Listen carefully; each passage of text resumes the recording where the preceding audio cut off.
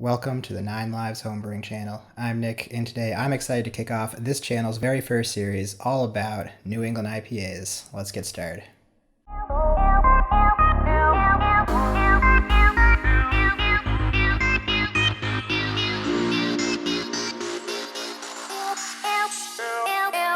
Now before we jump in, I want to give a quick introduction to myself and this channel. I've been homebrewing for a decade or so, a variety of different styles, but my favorite by far is the New England IPA, which is why it's the subject of this first series. The goal for this channel then is to provide similar series covering a variety of different styles thoroughly or processes, as well as complementing that with some grain to glass videos that kind of take those lessons into practice following a beer similar to this, from recipe to creation to tasting at the very end. Anyway, for this first series, I want to break the New England IPA down into what I think are the 5 core elements of the brewing process. I'm going to cover each of these elements in its own video, and so that's going to start things off in the first video with yeast. Second, we'll talk about hops, then grains, then water, and finally process. And for the New England IPA style, that's going to really focus on oxygen. And lastly, feel free to like and subscribe if you find this interesting or useful, and feel free to ask any questions you've got in the comment section below. Anyway, with all that out of the way, let's talk about yeast. Now, a lot of people will tell you that yeast is really not a particularly central element of the New England IPA style, and they're mostly right. You can brew a really good New England IPA with a variety of different yeasts. But with that said, it's really important to know exactly what yeasts you're using, what you're going to get out of those yeasts, and how that yeast is going to complement the rest of your recipe and the finished product. And so with that said, I'm going to be covering 4 major strains or families of yeasts that are really kind of quintessential to the New England IPA style or have a lot of play. There are obviously other ones you can use, and we'll talk about some of them, but for the most part, I'm going to focus on these 4 strains. And with that, it's time to introduce our first yeast today, and that is Conan, named after Conan the Barbarian. This yeast was made famous by Hetty Topper at the Alchemist Brewery in Vermont, but it actually predates them. So it was introduced into America in 1988 by Greg Noonan, founder of the Vermont Pub and Brew, when he brought it back from the UK and founded his brewery in Burlington. Prior to it coming to Vermont, we don't really know where it came from. Hopefully Greg knows, but it's essentially an unknown British dry ale yeast that was brought to Vermont and became the house yeast at the Vermont Pub and Brew. John Kimmick and Jen Kimmick, the founders of The Alchemist, worked with this yeast, really liked it, and when they founded The Alchemist, they brought this yeast with them.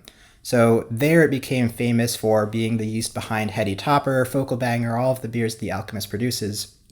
But it actually came from, originally, the UK by way of Vermont. This yeast is also really important to the foundation of the New England IPA style, as many of you probably know. Hetty Topper really was the beer that kind of took IPAs off in a different direction that eventually became what we know of as the modern New England IPA. Now, because of Conan's importance to the founding of the New England IPA style, commercially this yeast is available through a variety of trade names, but they mostly revolve around Vermont or New England. So it's called Vermont Ale, Burlington Ale, New England Ale, and then also Barbarian as a play off the name Conan. Now, it's also used by commercial breweries, not just homebrewers. Famously, I believe Hill Farmstead, Sean Hill, was friends with the founder of The Alchemist, and when he founded Hill Farmstead, he was using Conan, at least out of the beginning. I don't know if they still use it, they probably do not, but it's been an important yeast around a variety of different breweries. Great notion, if a great brewery that makes a lot of New England IPAs in Portland, Oregon, they're also on the record as using Conan in about half of their New England IPAs. Now, when I use Conan, and the important things to know about it are, it delivers a very bright finish. There's a lot of fruity esters, but it's a very bright, kind of citrusy forward ester profile with a lot of apricot and other tropical notes. But it also is a very fully attenuating yeast. So when you're using Conan, it's important to think about what that's going to do in your final product. It's a really fantastic yeast for double IPAs, like really big beers, because it can handle those higher alcohol percentages and bring them down to like a reasonable finishing gravity. On the other side, if you want a really refreshing beer that's still bright and has some good like estery profile, you can still use it in a session IPA. I brewed a session IPA that fermented all the way down to 10.007 a couple of months ago.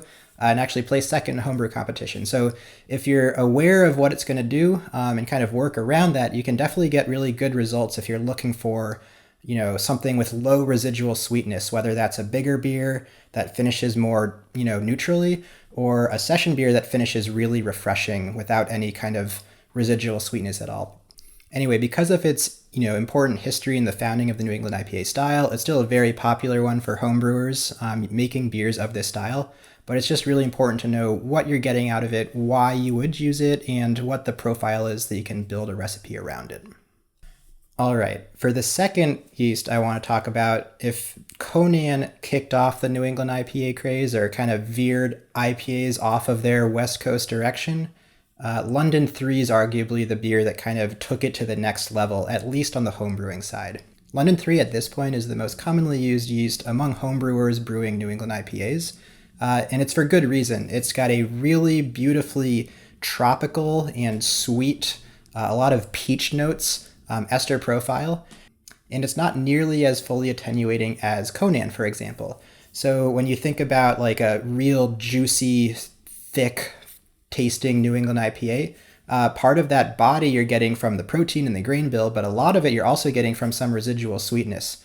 So a lot of famous breweries, for example, Scott Janish and his brewery Sapwood Cellars, they aim for a pretty high finishing gravity most of the time, like 1015 to 1020. And London 3 is a great yeast that will generally cap out at that point depending on how you mash and depending on what your starting gravity was. But if you want like a sweeter, thicker finishing product that goes well with that kind of juicy tropical notes from the yeast as well as the dry hops, London 3 is a fantastic yeast to use. And that's why it's become the most commonly used yeast, at least in the homebrewing side. Commercially, a bunch of famous breweries use it as well. Other half uses London 3 in a lot of the recipes that they publish. Great Notion, I mentioned they use Conan in about half of their beers. They use London 3 in the other half of their beers. I think Trillium may have supposedly used it for a while. That's not particularly confirmed, but it fits the profile of some of the beers that they produce. Now, the other great thing about London 3 is just how easy it is to use. So if you're new to the New England IPA style and you're trying to like brew your first really good version of it, I would definitely start with London 3. You can't really go wrong if you're trying to, really nail that style. There are other yeasts that will do similar things, but London 3 is definitely the most consistent one I've worked with and is a great starting point for anyone trying to, nail the style for the first time. Now, commercially to homebrewers, this yeast is available as London 3, London Fog, London Haze, Juice by Imperial. Now, there's another dry yeast called Verdant IPA by Lallemand that is pretty close to London 3 from the Verdant Brewery in the UK. I've never been there, but I hope to go someday. But they make, or supposedly make, really great New England IPAs. And they started using the London 3 yeast as their house yeast. However, through successive generations and repitching, they noticed that they were getting a lot of really striking apricot notes from the yeast. And they got the yeast kind of coded genetically and found out that it was, in fact, distinct from London 3. So Lallemand isolated that strain, and that's what they use as their house yeast now. And you can get it commercially as well at a homebrew shop. And I've been using that a lot recently. It's now my favorite New England IPA yeast for the bulk of the beers that I brew because it does produce some really interesting apricot notes that London 3 I have not gotten from straight London 3. I thought it was going to be a little bit overblown that this yeast has apricot, but no, it's a really interesting profile that the yeast brings, and there's definitely some apricot that I don't pick up in other yeasts, which is pretty cool. Anyway, to summarize, great yeast for starting out, super versatile, really juicy, a lot of peach, some apricot depending on what strain you're using, but you really can't go wrong with this yeast. Now for this next yeast, maybe you've already brewed a few hazy IPAs with London 3 or Conan, and you want to try something different, or you want to expand your, understanding of what a New England IPA could be. Saccharomyces bruxellensis Trois might be the yeast for you. This strain was released by White Labs in 2014 as a Brettanomyces strain, which is pretty cool. And people were using it as a Brett strain for several years because it was super easy. It didn't have any of the drawbacks of a standard Brett strain. There was no lag period. It was much easier to work with. And it still provided a little bit of kind of tartness and some of that kind of under-ripened fruit estery notes, which is really interesting. That said, as people were using it more and more, they realized that it wasn't behaving like a normal Brett. And so again, a yeast lab analyzed it and found out that it was actually a Saccharomyces strain. It wasn't Brettanomyces. And so White Labs rebranded it in, I think, 2017 as Saccharomyces bruxellensis Trois, or Brux-like Trois. And it's available commercially as Imperial Citrus and I think Omega Tropical IPA. But this is a great one because it's really going to give you something a little bit different. So when you think about Conan and London 3, you're getting this really kind of either like bright, citrusy, peachy, or this really kind of sweet, tropical, juicy ester profile. But they're both pretty similar in that they're kind of like, they're very sweet and edging on the citrus tropical. The finish from Sacch Brux Trois, on the other hand, has a little bit more complexity. There's a little bit of tartness of like underripened fruit, like underripened tropical fruit. And that plays really well with the really tropical modern hops that people use in New England IPAs. So if you're trying to add a little bit of complexity or make your New England IPA maybe like stand out a little bit from the others that are being served or that you've had before, give that yeast a shot. It's a really interesting one. What's also really cool is this complexity that you get from the Sacch Brux Trois yeast. You don't have to go all in on this yeast. So the dry hop yeast strain from Imperial is actually Conan plus Sacch Brux Trois, or Imperial Citrus plus Imperial Barbarian. So you can do really cool things if there's elements of like the core hazy yeast that you like Conan or London 3, plus some of the complexity from Sacch Brux Trois. And so blending yeast is a really cool thing that I have not done nearly enough of, and I'm going to start exploring more in the coming years, I think. Particularly, I'm interested in trying the Verdant strain with Saccharomyces Brux Trois, because I don't think anyone's really done that I've heard about, and I really like both of those yeasts, and I think that they'll complement each other in a nice way. Now, commercially, there's a really famous example of blending at Treehouse. Treehouse's Julius is supposedly a blend of 3 yeasts that was published in a Zymagurgy magazine recipe a few years back, including W06, a dry English wheat yeast, I believe, and a couple others, including SO4. And a guy that works at a yeast lab bought a can of Julius and scraped the bottom for some yeast and cultured them in some petri dishes and examined the DNA sequences of these yeasts, and expecting to figure out for sure what the 3 yeasts behind Julius were. And only one of the yeasts was a match. And curiously, it was the wheat beer yeast. So Julius has a wheat yeast, W06, and 2 mystery yeasts. And that's really the best that anyone outside of Treehouse Brewing knows about it, which is pretty cool. So when there are elements of different yeasts, even as far as like a Hefeweizen or a wheat beer yeast, you can still use that in combination depending on what kind of profile you're going for, as long as you really understand what you're doing and kind of making decisions that work together harmoniously. So don't be afraid to blend, TLDR. All right, the final yeast today is not a single strain, but a whole family, and that is Kveik. Not necessarily known exclusively for their use in New England IPAs, but these yeasts, when fermented hot, can produce a lot of really excellent and interesting esters that lean in the super citrus and tropical direction. Especially Voss Kveik and Hornindal Kveik are known for these really fruit-forward ester profiles, especially when fermented hot.